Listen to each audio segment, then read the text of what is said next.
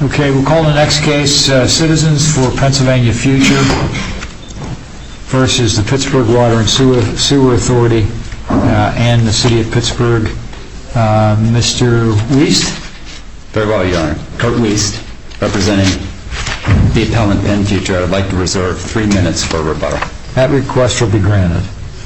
The appellees seek affirmance of the summary judgment that was entered below in this case, not on the single ground decided by the district court, but instead on either of two alternate grounds. So the first question presented is whether this court should exercise its discretion to decide in the first instance one complex issue of first impression that the district court declined 3 opportunities to decide, and another question that the appellees themselves declined to advance as a basis for summary judgment. Now, it is true that when this court decides or reviews a grant of summary judgment, the review is plenary, and this court applies the same standard as the district court. But the key word in what I just said is reviews. This court should consider an alternate ground for affirmance only if there is something to review. That is, only if the issue was raised, the arguments of the parties were analyzed, and the district court actually decided the issue. That is not the situation presented here. The district court accurately observed on page 7 of the appendix that the question of whether the 11th Street project meets the technical stormwater management standards of the city code, quote, was not brought as grounds for summary judgment. Clearly, this court should not reach in the first instance an issue that wasn't even advanced as a basis for summary judgment below. The second alternate ground, and the principal one relied on by the appellees, is the question of the applicability of the city's 2010 ordinance under the National Pollutant Discharge Elimination System permit that is held by the City of Pittsburgh and the Pittsburgh Water and Sewer Authority. That issue clearly was raised.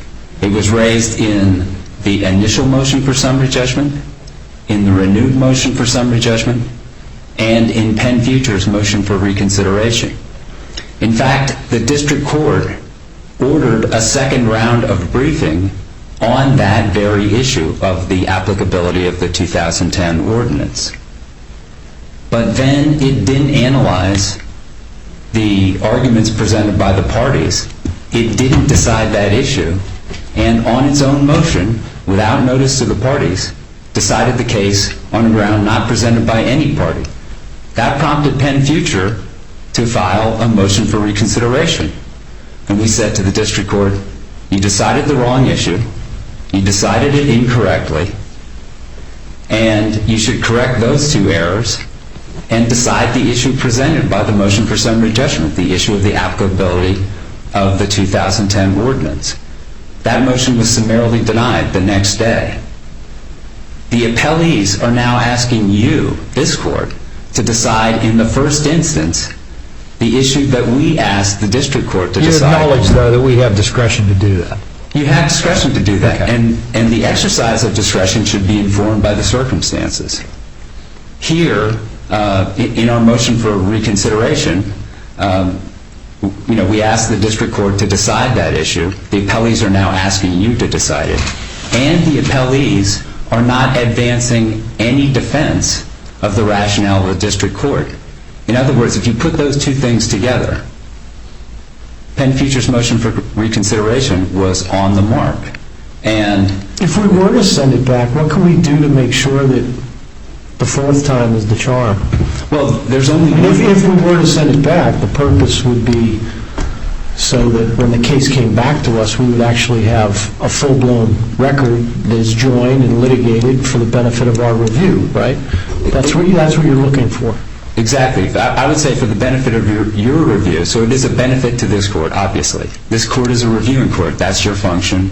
And I understand I'm speaking to former district court judges here, but the function of the district court is not simply to assemble a record.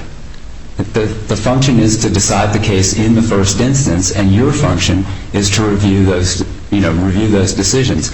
I think there's also a benefit of that. What can we do, though, do you have any advice for us if we were to send it back to make sure that the appropriate record is created? Because Magistrate Judge Mitchell, he had this on consent, right? He had this on consent. That's in the record. I mean, it appeared from my reading that he sort of threw up his hands and said, well, the lawyers aren't being very helpful to me here. I don't, what am I to do? Is that just because of the dearth of case law in this area? There is a dearth of case law, but he didn't say that. He said that the first time. So the initial motion, he, quote, temporarily denied the initial motion, directed that the renewed motion be filed, and set a briefing schedule, but didn't say that in response to the briefing on the renewed motion. He simply stated a different issue and decided a different issue. So I think you say you were helpful in answering the question when he asked it to be answered specifically. I believe both sides were as helpful as we could be. The thing that we couldn't provide, that we haven't provided to this court, that we can't provide today, because of the rather unique set of circumstances that's presented here, is a case that is on all fours. So we're the ones who have to create a case on all fours. But are we in a position to answer the question that Judge Mitchell would not answer, or did not answer? You are in the position in the sense that it is mainly a question of law. Or do we have to send it back? I think it's appropriate to send it back in this circumstance. Well, why? What else are we going to get by sending it back? How's the record going to be enhanced by sending it back? Well, you're going to have a decision. It's the winnowing process of judicial decision making. All right, we get Judge Mitchell to give us an answer. 2010 ordinance applies, 2010 ordinance doesn't apply. And it may affect any number of things in the litigation. It may affect the party's position with respect to settlement. I understand that. It may also affect whether or not that issue gets presented to this court, because if they lose on the issue of the applicability, there are still additional issues to be decided in the district court. But fundamentally, I think the most important circumstances are that it is a complex issue of first impression, and the district court, it isn't a situation where the district court overlooks something, or a situation in which the district court decided two issues, one in our favor and one adversely, but we overall lost, where you would have a decision to review on both issues. In this case, the district court simply didn't perform its function, and you're not supposed to be making decisions in the first instance. And I was struggling to try to figure out why the district court decided the case the way it decided it. Okay. And one view that I sort of came up with in my own mind was that the district court's decision essentially said that, as I read Clean Streams Law and as I read the Clean Water Act, violations of any ordinances which are adopted are not violations of the permit. Isn't that in essence what the district court said? I think it is in essence what the district court said, and we hadn't been asked to brief that issue, and if we had, we'd have briefed it in the way we did in the motion for reconsideration and in our opening brief, which hasn't been answered. Okay, but in reality you were asked to brief a subsidiary issue of whether or not a violation of the 2010 ordinance was a violation of the permit. Correct? That's correct, but the basis is different. I mean, okay. I think the district court judge's rationale would apply with full force to the 2007 ordinance. Correct. In this case. It would also apply with full force to enforcement by PA, Department of Environmental Protection, or the U.S. EPA. What he was saying is that the failure to enforce any municipal ordinance, and what's wrong about that, obviously, is that there's a duty to comply provision in the permit, and that the usual notion of enforcement discretion is limited by the fact that these municipalities aren't simply municipalities, they're permittees. The permit and the duty to enforce provision changes the analysis. Just on the 2010 ordinance,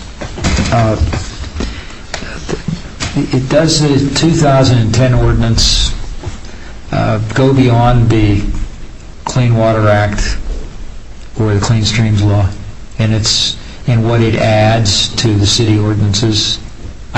I don't believe it goes beyond. I believe it's consistent with, and I believe it's specifically consistent with the minimum control measure regulations of the U.S. EPA. So 40 CFR section 122.34B, and I can give you an example with B5,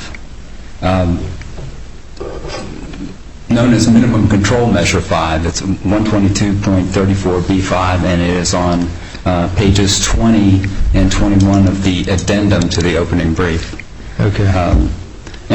And the topic, it deals with post-construction stormwater management, so something at the heart of both the 2007 and 2010 ordinances. On page 20 of the addendum, it says it establishes the general requirement. The municipality must, subparagraph B, use an ordinance or other regulatory mechanism to address post-construction runoff from new development and redevelopment projects to the extent allowable under state, tribal, or local law. So very general, not prescriptive, doesn't have the kinds of details that you see in the city ordinance provisions that are in the appendix. Here's the important part.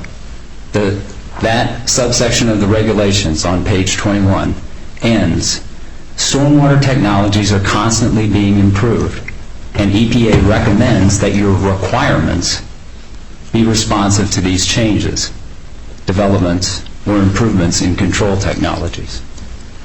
So I think the 2007 ordinance, and in particular the 2010 ordinance, fits squarely within that description of minimum control measure 5, the provisions of minimum control measure 5. Overall, the 2010 amendments used an ordinance to address post-construction stormwater runoff in a manner allowable by state and local law, and it adjusted the requirements of the stormwater management program in response to developments in stormwater control techniques. That's squarely within minimum control measure 5. Okay. All right, Mr. Wiest, we will have you back on rebuttal. This time we'll hear from Mr. Rice. Reese, Your Honor. Reese. I started looking there.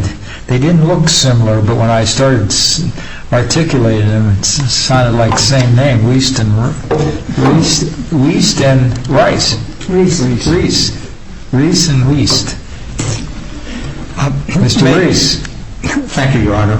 Like Reese's Candies, right? We have a case tomorrow. Spelled a little bit different, Yeah, but we have a case pronounced the same, Your tomorrow involving Honor. chocolate. We can keep it straight that way. Your Honors, I represent the Pittsburgh Water and Sewer Authority, which was a defendant below and is an appellee in this case. The City of Pittsburgh is a co-defendant, and the Buncher Company was a third-party defendant. They have both agreed, since they adopted the PWSA's brief, that I will present the argument, and they're not asking for any argument time. So let me start with the issue of discretion of this court to affirm on a ground different from the ground that the trial court granted. It's our view that this court should decide at this point, as a matter of judicial economy and also as a matter of fairness to the defendants, that is PWSA and the city, and to the Buncher Company. As the complaint noted, the construction of this project started before the complaint was filed in the middle of 2012. We're now going on 3 years from the time that it was started, and the parties need an answer. But supporting that also... Has construction been ceased, or...? The construction of the one part was stopped, or was completed, I'm sorry, Your Honor.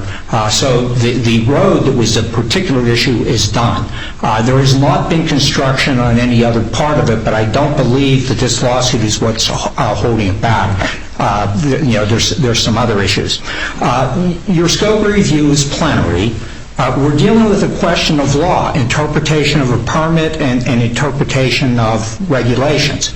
So it's not something that needs an appropriate record to be created in the district court. That was already done during discovery. All right, that's a good argument, but don't we need more than 2 lines of legal analysis? I mean, that's basically what we have. What makes me a little uncomfortable is it feels like, and I'll give you an opportunity to disabuse me of this, but it feels like I'm being asked to put my trial judge hat on and make this decision in the first instance rather than review a detailed, ample analysis from the able trial judge. Well, that is a way of looking at it, Your Honor, but it's also summary judgment, and it's a very short record, and it's primarily a matter of law. What do the regulations require, and what does this permit require? But the appellees say there are things we would have argued if we had known that the district court was going to decide more than just the question presented to it of the applicability, like the duty to comply, other issues like that the appellants say we needed, if we thought not the duty but the violation was going to be decided, we would have argued the duty to comply, and we haven't had a chance to do that, and it's not fair to prevent us from doing so. Well, and that's a valid point, Your Honor, if this court would affirm and just take the opinion and say affirmed from the district court. But this court does have the power to affirm on an alternative ground, and what we asked in our brief is that the court affirm on the basis that the 2010 ordinance is not an enforceable permit condition. That was fully briefed in the district court twice. It was... But not addressed. But it was not addressed. And it wasn't briefed on this appeal? It was briefed on this appeal, Your Honor. Not fully by the appellant? As they would have argued to the district court in the first place on whether there was a violation or whether there could be a citizen's suit action to enforce. That's correct. It was fully briefed by them twice in the district court, and they addressed it again in their reply brief. But you're correct, Your Honor, it was not in their brief for appellant in this court. But if it's going to go back to the district court, we would need some direction from this court for the court to actually decide it, because... Well, we tell them to decide this question. That's not something that's unheard of. It is not unheard of, Your Honor. Our view is it's a pretty straightforward question that is a matter of law. And there was not authority, and what I think the district court was looking for was some authority that said, this is how you determine whether or not a particular subsequent action by a permittee becomes part of the permit. Yeah, well, we realize sometimes we have to be the case that is the original cited case, and I think that needs to be done in the district court in order to permit this case to go on. And delay is always regrettable, but it's better to do it right than it is to do it quick, just to get it over with, I think. Well, that is understandable, Your Honor. So, What was your response to the motion for reconsideration? we didn't get an opportunity to respond. The court denied it very promptly after Okay, it it was was filed. denied. There was no response filed. If we had an opportunity to respond, we would have again reiterated that the 2010 ordinance is not an enforceable part of the permit, or second, if it is a part of the permit, the way it operates, and Penn Futures Council was explaining in the regulations, they require minimum control measures. That's what's in the federal regulations at the end of their brief. And one of those minimum control measures is dealing with post-construction runoff when there's development or redevelopment, and that's what's involved here. So the Pennsylvania Department of Environmental Protection says there's two ways you can do that. We have a model protocol that has an ordinance in it, and if you adopt what we have there, that's it. You're good to go. If not, the Department of Environmental Protection has to approve any variation from it. So what Pittsburgh did, and this was the city, PWSA doesn't enact ordinances, but they are a co-permittee. What the city did was, in its application, said, we're going to just use the protocol, because then we just adopt what DEP says we should. They got to the point of getting ready to adopt that ordinance, and then saw, well, it seems to be drafted for central Pennsylvania where there's a lot of open land and things, not for an urban area. So we're going to have to tweak it. So they met with DEP, and they went through a number of rounds and got an ordinance that DEP would approve. So DEP approved it. That was the two ordinances were adopted in 2007.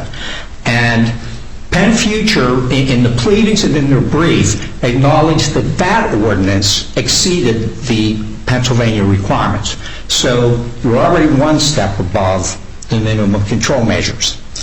In 2010, the city of Pittsburgh adopted a new ordinance for publicly funded projects that was even more stringent than the original one. So you have the minimum control measures, something more stringent, and then something even more stringent than that.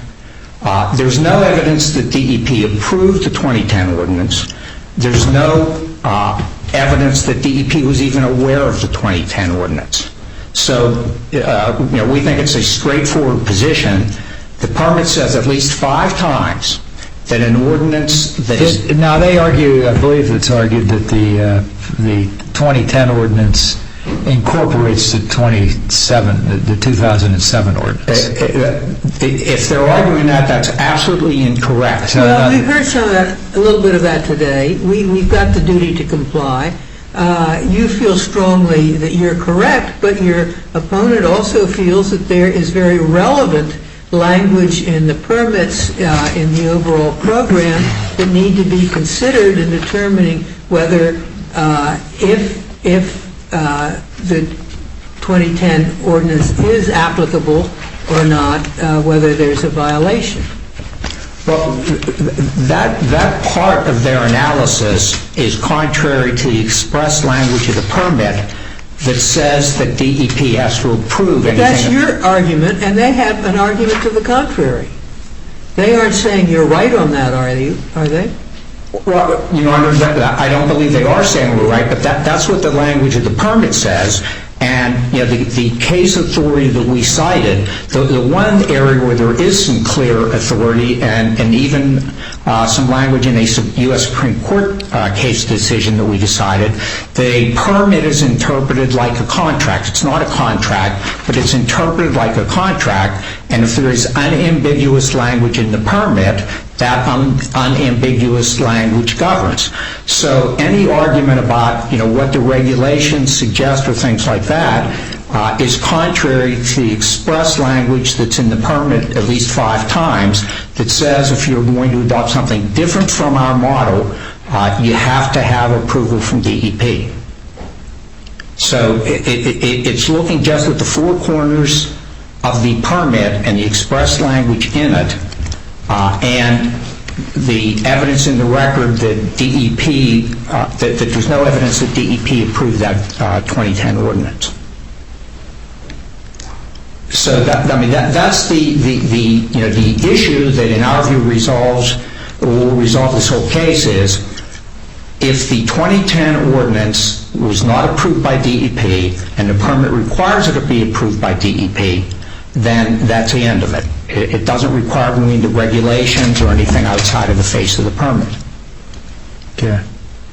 And the only response that Penn Future made to that was, number one, if you adopt an ordinance, then you have to look at any later amendments, and the whole body is a single. That's a point they argued it was implicitly adopted. And that was their second one. So the first one, this added the 2007 ordinance became part of the City of Pittsburgh building code. Right. The 2010 ordinance added a new section to the building code that was self-contained with these new requirements, except for changing definitions and things to fit it. So this wasn't amending the 2007 ordinance. This added a whole new section to the code. The second is the implicit approval. And one of the witnesses, who was an employee of the City of Pittsburgh, said that they had assumed that the Philadelphia ordinance was implicitly approved by DEP because DEP never said anything to the contrary. But Penn Future provided no legal authority that where a permit expressly requires DEP approval, that there can be some kind of implicit approval. And in today's regulatory climate and in today's budget climate, I don't think you can really make a meaningful argument that the failure of an agency to approve or disapprove something is tantamount to implicit approval. They had a full opportunity during discovery to ask DEP, did you approve this? Have you accepted this? And they didn't do it. They had the full opportunity, and there's just no evidence that DEP approved it, and it's an express requirement of the permit. So whether this court decides or it goes back to the district court, I mean, the question is, under proper interpretation of the permit, looking at its four corners and the unambiguous language in it, is the 2010 permit part of the permit, or is it not part of the permit? That's the really simple question that needs to be resolved. Okay. All right, Mr. Reese, we thank you very much for your arguments. And Mr. Wiest, on rebuttal. The 2010 ordinance clearly did amend the 2007 ordinance and specific provisions of it. The title is Ordinance Amending Sections 1003.01 and 1003.04 of Chapter 1003, Title 10 of the Code of Ordinances of the City of Pittsburgh, of the existing stormwater management requirements to provide more protective stormwater volume reduction standards and low-impact development LID strategies for planning and construction of publicly funded development and publicly funded redevelopment projects. It specifically added to Section 4. Section 4 was adopted in Section 1003.04 was adopted in 2007. The 2010 ordinance, and it applied to all regulated activities above a certain size. The 2010 ordinance added an exception clause to Section 4, saying that instead of applying to all regulated activities, it applies to all regulated activities except publicly funded development and redevelopment projects, which are subject to the new Section 4A. So it wasn't as if this was a standalone enactment. It amended and created an exception to one of the existing provisions. If those additional provisions were not required under the Clean Streams Law or the Clean Water Act, were they then part of the permit? Yes, because as there were a lot of things in the 2007 ordinance, the kinds of details that we're talking about here, the various stormwater management methods that are on basically pages 115 through 121 of the appendix, are not dictated by the regulations. The regulations establish broader kinds of requirements, and the municipalities fill in the details. So it's essentially when you choose to do something, that's part of your program. All of the parties agree. We get here by different ways, but all of the parties agree that the 2007 ordinance met with DEP's, was accepted by DEP as part of the stormwater management program under the permit. The 2010 ordinance only made changes to that were more restrictive, that were more protective. So if the 2007 ordinance was acceptable, it follows that the 2010 ordinance and the changes it made to the program likewise were acceptable. That's a reasonable inference. We're the non-moving party. We're entitled to that reasonable inference from this court. Okay. Thank you, Your Honor. All right, Mr. Weiss, thank you very much. To both counsel, we appreciate your excellent arguments, and we'll take the matter under advisement.